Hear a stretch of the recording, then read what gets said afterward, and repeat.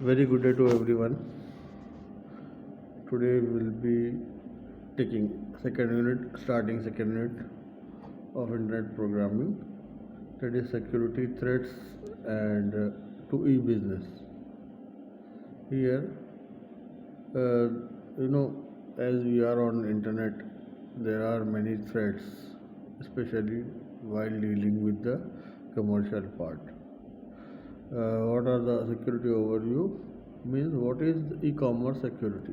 E-commerce security is the guideline that ensures safe transaction through the internet. It consists of protocols that safeguard people who engage in online selling and buying of goods and services. Now, as we will move ahead, I will explain you in very short the words which will be coming in, which will be a part of networking, like protocol. Protocol is a set of rules, and these set of rules we make so that uh, on the net we can use it. There are many protocols. We will be going through it. Fine.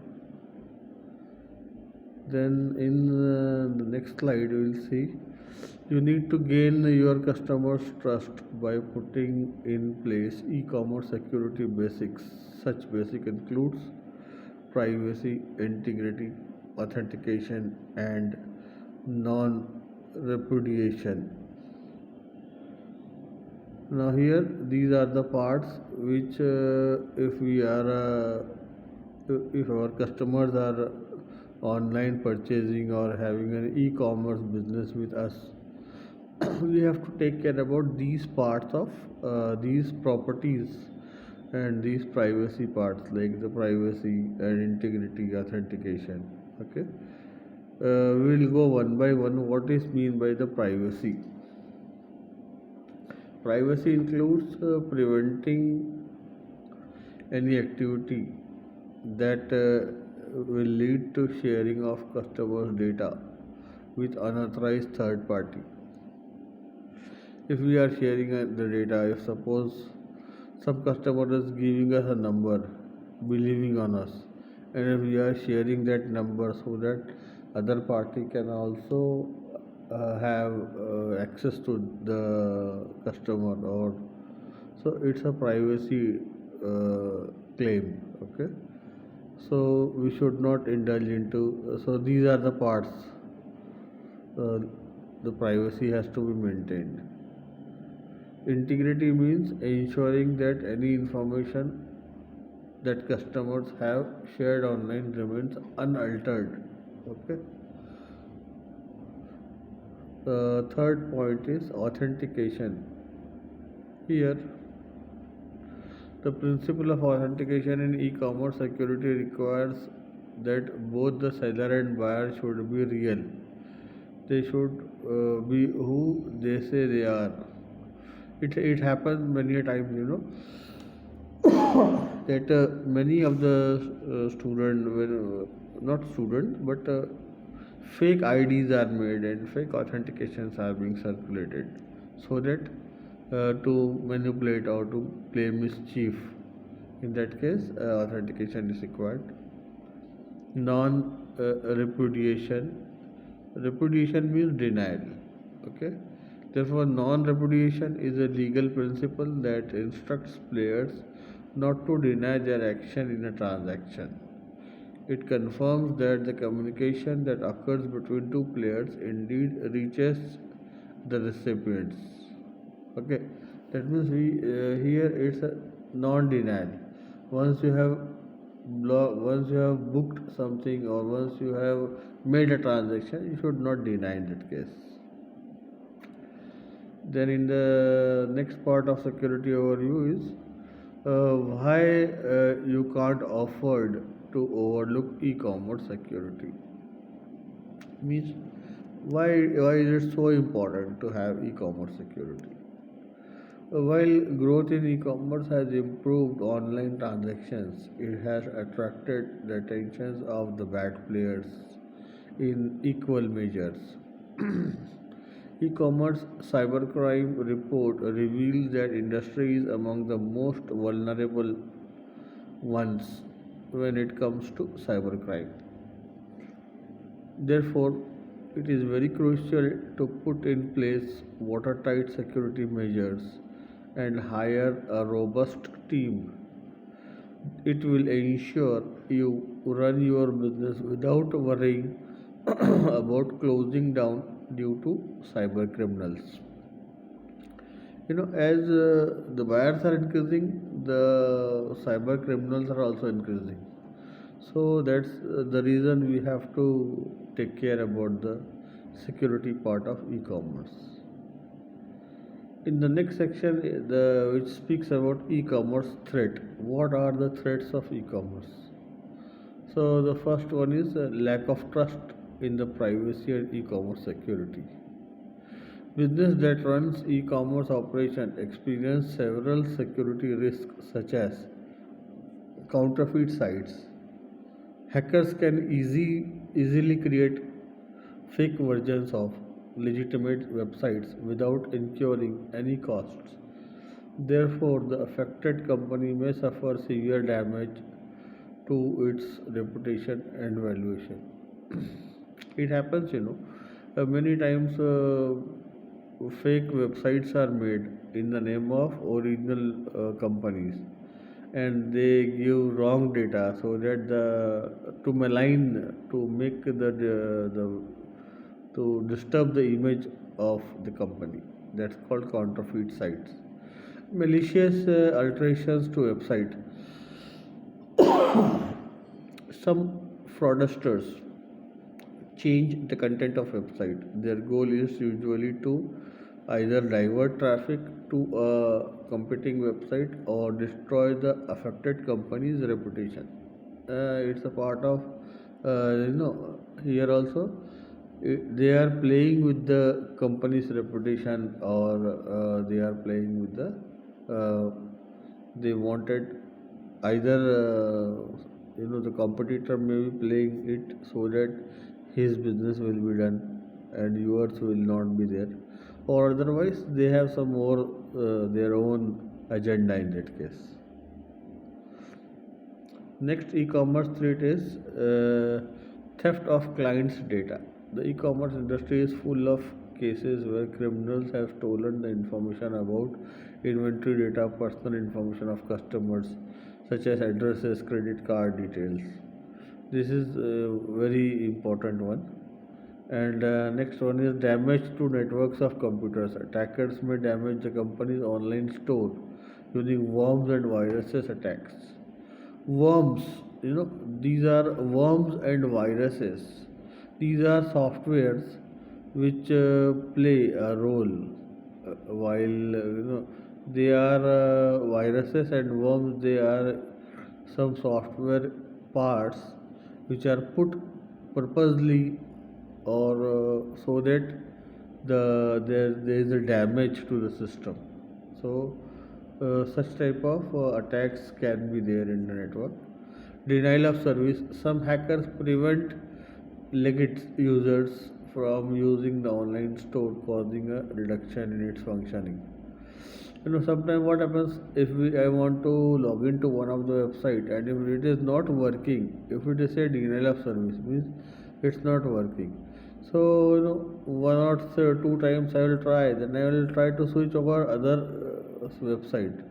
So it's a part of making the customers away from that particular company. It's a mischief. Then fraudulent access of sensitive data.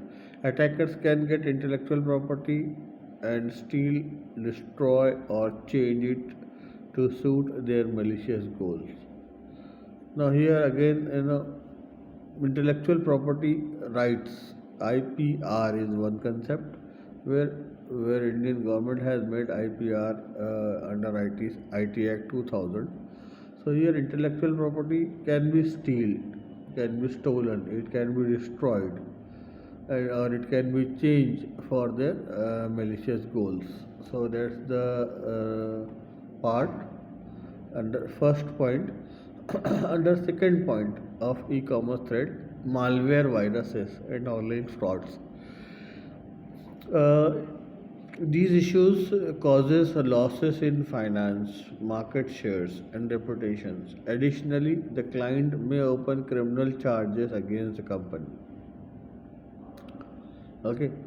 Hackers can use worms, viruses, Trojan horse, and other malicious programs to infect computers, and computers in many different ways. Worms and viruses invade the system, multiply, and spread. Some hackers may hide Trojan horse in fake software and start infections once the user downloads the software. So here are the definitions of worm and viruses. They are systems which multiply and spread. And Trojan horse. Trojan horse is a story taken from Greek mythology, where there was a huge war between two countries, and no one was in a position to get defeated. So what happens was one one of the opponent said, okay, we will be making a handshake, and because they were not able to enter the fort, so they thought that okay, we will stop fighting and we will have a handshake. And in that case, they made a gift, a huge horse of wooden, and they gave it to the other country, that this is a gift from our side. But it was very huge, so they have to open the door to get in. And in that case, the Trojan horse was having full of soldiers inside the horse, and they invaded the country. This is the story. In on the similar way, these Trojan horse, these are softwares which has inbuilt inside something, some malicious softwares, and when we download it, it gets our computer infected from it, and we have some sort of problems with the computers on the internet. These fraudulent programs may hijack the computer system, may erase all the data, or block the data access, forward malicious links to clients and other computer networks. Means they can have these different effects of Trojan horse, worms, or viruses. Okay. Third point is uncertainty and complexity in online transaction. Online buyers face uncertainty and complexity during critical transaction activities. Such activities include payment, dispute resolution, or and delivery. During those points, they are likely to fall into hands of fraudsters. Fraudsters are, they are many times we get a message on our mobile, especially that we are not giving any sort of messages to you. If we are getting messages from the banks to share your OTP, we never ask for your for OTP or password. On that case, the fraudsters are there. They when they get the information that okay, such and such person is not happy with the company, they try to message it, and they try to play with the data. Okay. Businesses have improved their transparency level, such as clearly stating the point of contact when the problem occurs. However, such measure often fails to disclose fully the collection and use of personal data. So these all are the points of personal data. Now the next point here is cryptography. Here again, the cryptography is an ancient Greek word. It's called hidden secret. Okay, hidden secret. More generally, cryptography is about constructing and analyzing protocol that prevent third party or the public from reading private messages. various aspects in information security, such as data confidentiality, data integrity, data authentication, and non repudiation, are central to modern cryptography. So, cryptography, as it's a Greek word which means hidden secret, the data which is available on the net has to be secretly used, because otherwise private messages will be read by all. So that's why the data needs to be encrypted. Cryptography prior to modern age was effectively synonym with encryption, converting information from a readable state to unintelligible nonsense. Means what happens, when we encrypt the data, it becomes a nonsense data, because we can't read it. We can read it, but we can't understand, because the data is changed, encrypted. You can replace either alphabets, say every A will be replaced by Z, every D will be replaced, we will replace all, like A will be replaced by Z, B will be replaced by Y. We can do in that case. So whatever you will get the data, it will not be useful. You will say it's a nonsense what's written, but it is encrypted. The sender of encrypted message shares the decoding technique only with intent recipients to produce access to advisories. Now, if I have replaced all A with Z and B with Y, if I am sending such type of message to you, how can you know what technique I have used? So I will give you, like, okay, you can replace all first character with the last character of alphabet. It's a hidden, it's a message of decoding message. Then you can replace it and you will get it. Okay.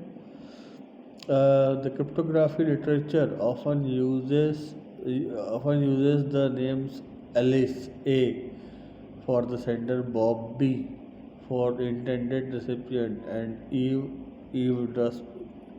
eavesdropper for the adversary. It's an example given how cryptographic literature uses these words A, B, C. Okay. There are some types of cryptography. The one here is symmetric key cryptography. Symmetric key cryptography refers to encryption method in which both the sender and receiver shares the same key. This was the only kind of encryption publicly known until June 1976. Like I said you, if I am replacing A with Z, so the technique is with me, and the same technique you will be using. The key is the secret key is same to you and me both, the sender and the receiver. Symmetric key cipher are implemented as either block ciphers or stream cipher. Block cipher enciphers input in blocks of plain text as opposed to individual characters, and input form used by a stream cipher. Now here the word comes cipher. Sorry. Cipher is a cipher text. Like the original text we are having is the data. When it is encrypted, it becomes cipher. So it's a cipher text. When it is decrypted, it again becomes a data. So here you can see in the figure, hello Alice is there, Bob is saying hello to Alice.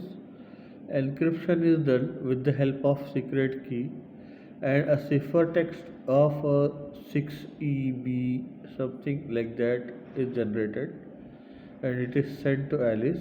Then it is decrypted with the help of secret key, and Alice will know, hello Alice, you have been given this from Bob. That's called cipher. Okay. Cryptography, there are two standards, of cryptography. How to encrypt the data. The data encryption standard DES and advanced encryption standard AES are block cipher designs that have been designated cryptographic standard by the US government. Even today, we are using the same concepts in our normal computer system, DES and AES. Okay. Then you have another cryptographic technique, it's called public key cryptography. In public key crypto system, the public key may be freely distributed while its paired private must be remain secret. In a public key encryption system, the public key is used for encryption while private or secret key is used for decryption. While Duffy and Hellman, these are the two scientists actually. While Duffy and Hellman could not find such a system, they showed that public key cryptography was indeed possible by presenting a Duffy-Hellman key exchange protocol, a solution that is now widely used in secure communication to allow two parties to secretly agree on a shared encryption key. So here public key system has two keys now. Previously it was only one key. So Bob is encrypting it with the help of Alice key. Means Alice has a key and Alice public key is used by Bob to encrypt the data and send it to Alice, and then Alice will be decrypting it. That's called public key cryptography. Okay. Then you have private key cryptography. A private key, also known as secret key, is a variable in cryptography that is used when with an algorithm to encrypt and decrypt data.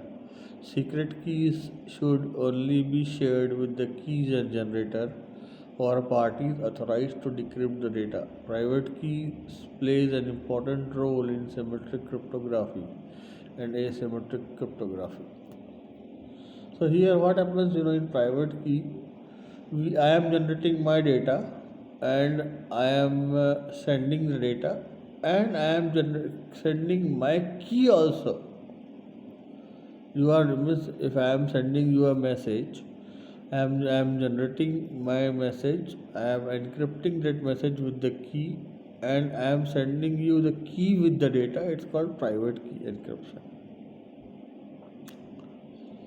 A private key is typically a long, randomly or pseudo-randomly generated sequence of bits that cannot be easily guessed. The complexity of length of the private key determines how easy an attacker can execute a brute force attack, where they try out different keys until the right one is found. So here, normally in our computer system, the keys are a sequence of bits. So the more number of bits in the sequence, the more is the complexity, and it is very difficult to guess what is the data, okay, and how to decrypt it.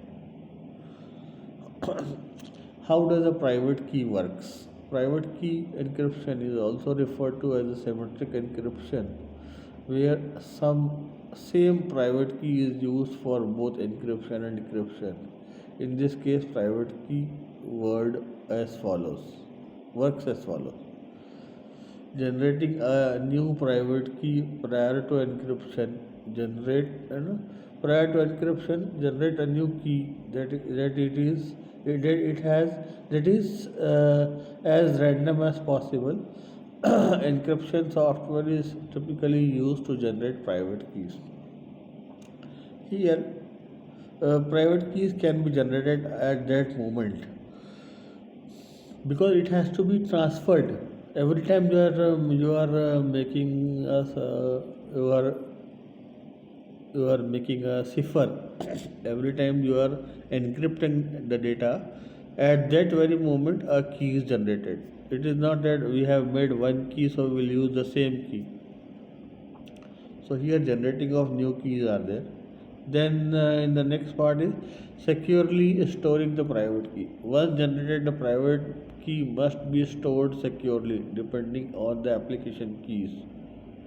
Depending on the application, keys may be stored offline or on the computer used to generate, encrypt, and decrypt data. Private keys may be protected with a password, encrypted, or hashed for security, or all of three. Here means once that it is generated, it has to be stored and not online, mm, possibly on offline on the computer. Key exchange. Private key is used to decrypt as well as encrypt. So using it for symmetric encryption requires a key exchange to share that key securely with trusted parties authorized to exchange secure data. Cryptographic software is used to automate this process. Means we can exchange the key as we know that one private key is made and it has to be sent with the data. So software automatically take care about this nowadays. Encryption software. Key management. Private key management is required to prevent any individual key from being used for too long. It helps to securely retire keys after the useful lifetime is reached. I said you, we don't use the same key for more messages. We use it, we discard it. Okay. Advantages of private key encryption keys. Private key encryption provides several useful features. They include following four benefits: more secure private keys that are longer and have greater entropy or randomness, the more secure from brute force or directory attacks, dictionary attacks. Faster. Symmetric keys encryption is faster computationally than asymmetric encryption with its public private key pairs. Next point is best for encryption. Most cryptographic processes use private key encryption to encrypt data transmission. They typically use public key algorithm to securely share secret keys. We have discussed all these points, how to use it, and the next point here is work for stream and block cipher. Secret key cipher. Now we know what is cipher. Okay, the algorithm for encrypting and decrypting data generally falls into one of the two categories, either stream cipher or block cipher. Block cipher applies a private key and algorithm to block the data simultaneously, whereas stream cipher applies the key to an algorithm to one bit at a time. Okay. Challenges of private key encryption key management. Here, the security of encryption keys depend on choosing a strong encryption algorithm and maintaining high levels of operational security. Encryption key management is necessary for any organization using encryption to protect its data. That goes for symmetric as well as asymmetric encryption. While private key encryption use can ensure high level of security, following key management challenges must be considered. That is the overall management. Encryption key management is necessary to protect cryptographic keys from loss, corruption, or unauthorized access. Then, in continual updating, private keys used to encrypt sensitive data should be changed regularly to minimize exposure. They should not be leaked or stolen. Then recoverability and loss. If an encryption key becomes inaccessible, data encrypted with that key will be unrecoverable and it will be a loss of data. So these are the points. In the next lecture we will start with the digital signature. Thank you.